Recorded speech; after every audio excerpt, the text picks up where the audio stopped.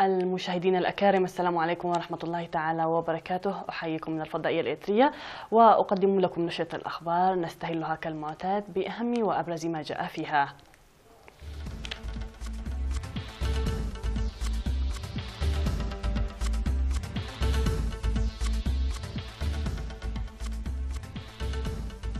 حاكم الإقليم الأوسط يبحث التنمية مع سكان بالريخ.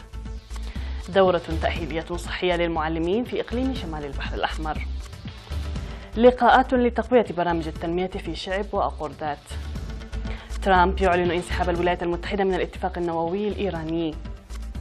مقاتلات أمريكية تشن غارات على تنظيم الدولة. وقمة ثلاثية في اليابان لإخلاء كوريا الشمالية من الأسلحة النووية. من العناوين إلى التفاصيل، أهلا بكم. بحث حاكم الإقليم الأوسط اللواء رمضان عثمان أولياي تنفيذ برامج التنمية ودور التنظيم القوي للمجتمع مع سكان مديرية بالريخ. وأوضح اللواء رمضان أولياي في الاجتماع الذي حضره مسؤولو الجهات المختصة والإدارات البرامج التنموية الموضوعة حسب أولوياتها ومجالاتها، مشيرا إلى أن لجان التنمية المشكلة لإنجاح البرنامج تعمل في الضواحي والقرى، مشددا على ضرورة تنظيم الشعب لفعالية هذه البرامج. وقدم مسؤول المكاتب وأقسام الأعمال المنفذة والتي قيد التنفيذ في الزراعة وحماية التربة وحفظ المياه وبناء وصيانة الطرق وتوزيع أراضي الطيسة وإعادة توزيع الأراضي الزراعية وخدمات الصحة والتعليم وقضية المؤجر والمستأجر. وذكر في الاجتماع عن توزيع التعليمات للمزارعين لإبادة مزارع الشوفان والذرة بكومب، الإرشادات المهنية لمحاربة دودة الحشد الخريفية الطائرة.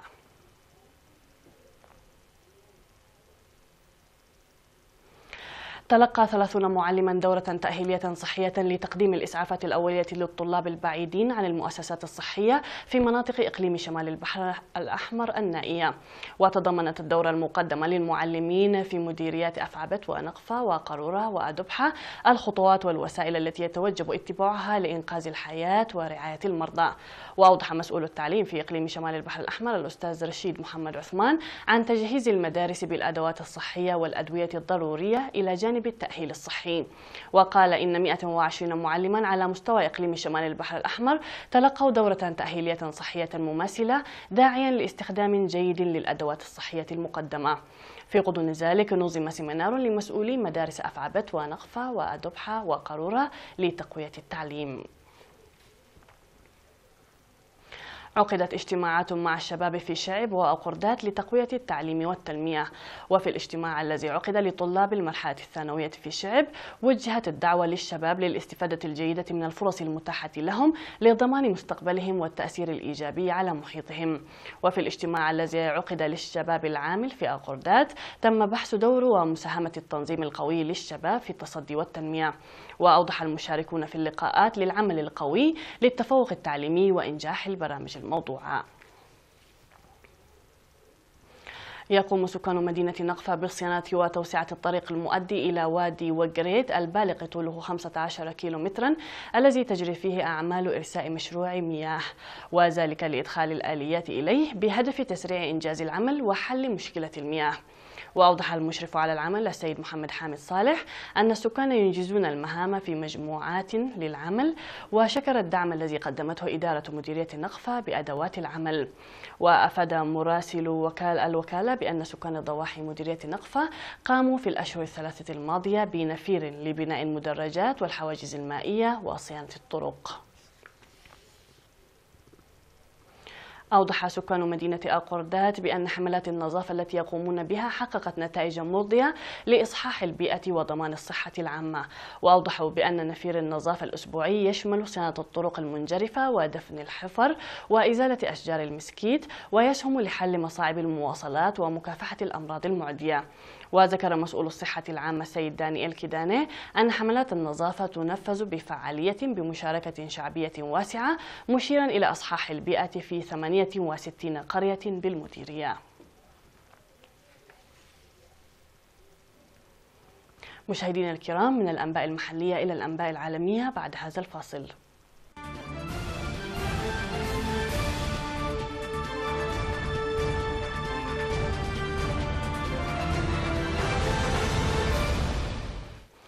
على الصعيد العالمي، أعلن الرئيس الأمريكي دونالد ترامب انسحاب بلاده من اتفاق نووي دولي مع إيران، مما زاد المخاوف من نشوب صراع في الشرق الأوسط وأغضب حلفاء واشنطن الأوروبيين.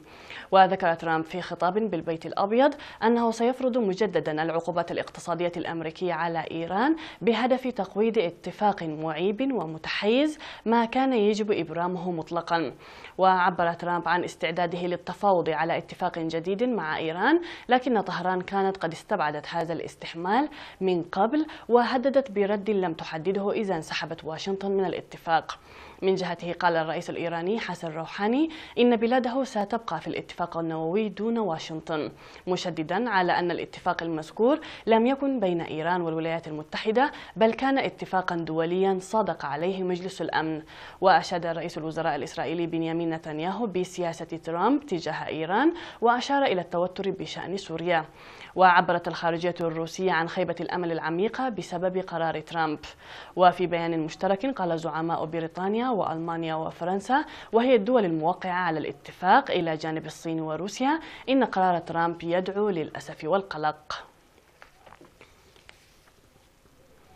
بدأت قوة هجومية تابعة للبحرية الأمريكية تقودها حاملة الطائرات هاري إيس ترومان شن غارات على تنظيم الدولة الإسلامية في سوريا. وقالت البحرية الأمريكية إن نشر هذه القوة الضاربة كان مقررا لدعم شركائها في التحالف وحلف شمال الأطلسي ولحماية المصالح الأمنية الأمريكية. وقالت البحرية في بيان إن أسراب الطائرات المقاتلة بدأت طلعاتها على سوريا من شرق البحر المتوسط في 3 مايو. وفي سياق متصل بسوريا، اتهمت الحكومة السورية إسرائيل بشن غارات على مواقع عسكرية في الكسوة جنوب العاصمة دمشق. ونقلت وكالة الأنباء الحكومية أن المضادات والدفاعات الجوية السورية أسقطت صاروخين إسرائيليين في الكسوة. وأشارت الوكالة إلى عدم وقوع ضحايا في الهجوم، لكن ناشطين أشاروا إلى سقوط 9 قتلى على الأقل، بينهم مقاتلون من الحرس الثوري الإيراني. أكد قادة كوريا الجنوبية واليابان والصين مجددا خلال قمة ثلاثية في طوكيو على جهودهم المشتركة لإثناء كوريا الشمالية سلميا عن طموحاتها النووية.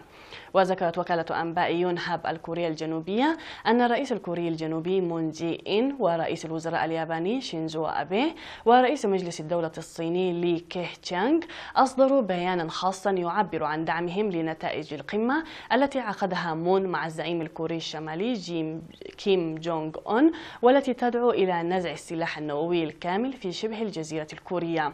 وعرب القادة عن أملهم في نجاح القمة الكورية الأمريكية ومواصلة التعاون المشترك، فيما ذكر المكتب الرئاسي للرئيس مون في بيان صحفي أن جهود الدول الثلاث ستساهم في نجاح قمة الكوريتين في تحقيق السلام والاستقرار في شمال شرق آسيا. شهدت باكستان في 30 من أبريل الماضي أعلى درجة حرارة تسجل على كوكب الأرض خلال شهر أبريل على الإطلاق، إذ وصلت إلى أكثر من 50 درجة مئوية. وقالت هيئة الأرصاد الجوية الباكستانية إن درجة الحرارة سجلت في مدينة نواب شاه، بالرغم من أن درجات الحرارة في باكستان خلال أبريل تتراوح بين 18 و 29 درجة مئوية. وصنفت باكستان ضمن أكثر 10 دول عرضة للتغيير المناخي عام 2017. ويذكر أن موجة حر ضربت مدينة كراتشي قبل 3 سنوات أسفرت عن مصرع 1200 شخص في باكستان وإصابة نحو 40,000 آخرين. نهاية النشرة مشاهدينا الكرام، شكرا لكم على حسن المتابعة، تحية لكم أينما كنتم، إلى اللقاء.